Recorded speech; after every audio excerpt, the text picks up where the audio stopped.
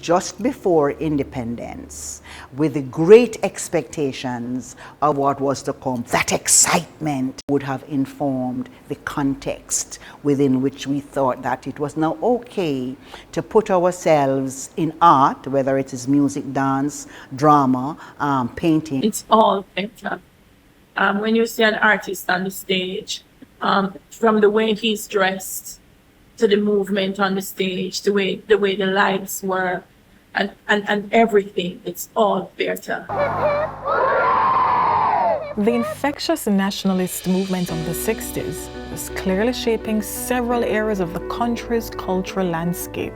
But further to this new movement was the rise of a grand theatrical legacy that underpins the emergence of some of the most impactful writers, directors, performers, and theater groups in the country.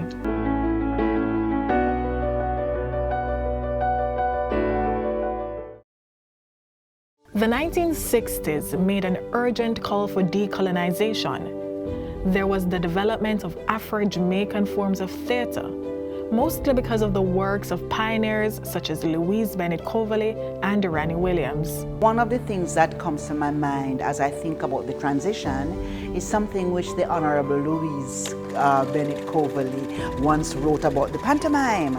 That the pantomime was grand, the pantomime was bright, and how much she enjoyed it, but nearly everybody white.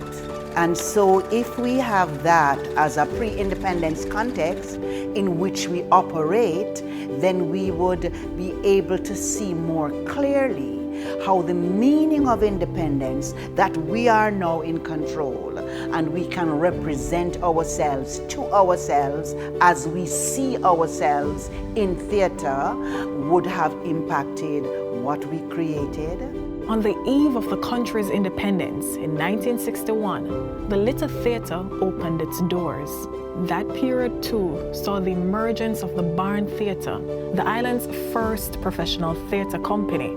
It began capturing the optimism of young Jamaicans who were eager to move away from European ideals.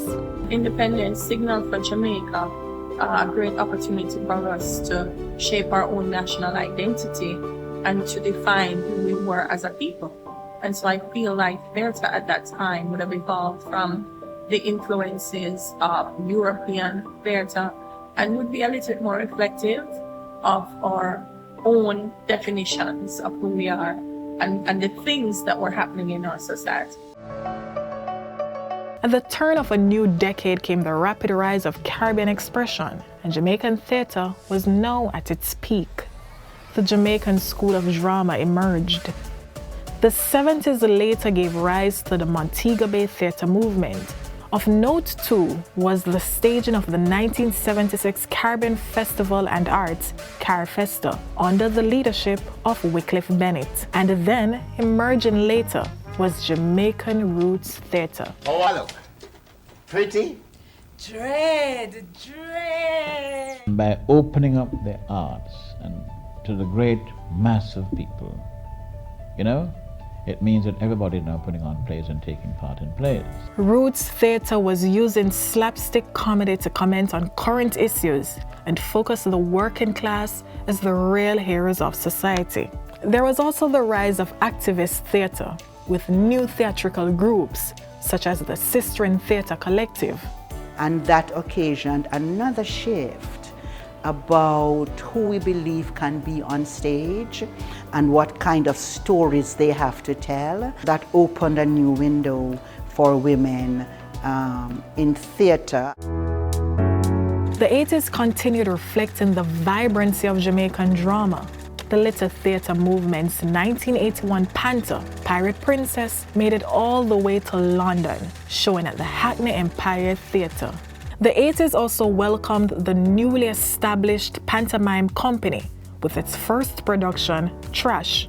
I think was also born in that period of time that we realized that theatre isn't about you kin your teeth and that's it, as much as we learn for take kin teeth, keep a heart bun. But theatre is a very important arena of education. So your face looks so sour. Woman, I feel so sour. that if you put me beside a glass of sugar and water, it bound to turn lemonade. The 90s heralded a new era for theatre. Jambiz International was formed, with many of its productions focusing on humorous entertainment. There's no K in certificate. This period was also marked by the staging of Theatre Fest, a festival of 4 plays. Much of the Jamaican theatre of the 1990s has spilled over into the 2000s and remains a commentary on social issues. A lot of what I see coming out of theatre in this moment is relationships. And this is why I say it's a reflection of society, because coming out of COVID-19, a lot of what the society has been anchored on is relationships. How have families come together to survive? How have organizations learned to depend on employers? What is the employee relationship? And Nancy pick up him. Today, storytelling as a genre of theatre is becoming increasingly important, especially through organizations like Entukuma, popularized largely through the works of Louise Bennett. Right planting going. Long live Louise Bennett. Long live Charles Hyatt. Long live Ranny Williams. And many others. They have certainly opened that door. A, because them they talk so, and B, because they did us the favor, the honor of recording our stories for us.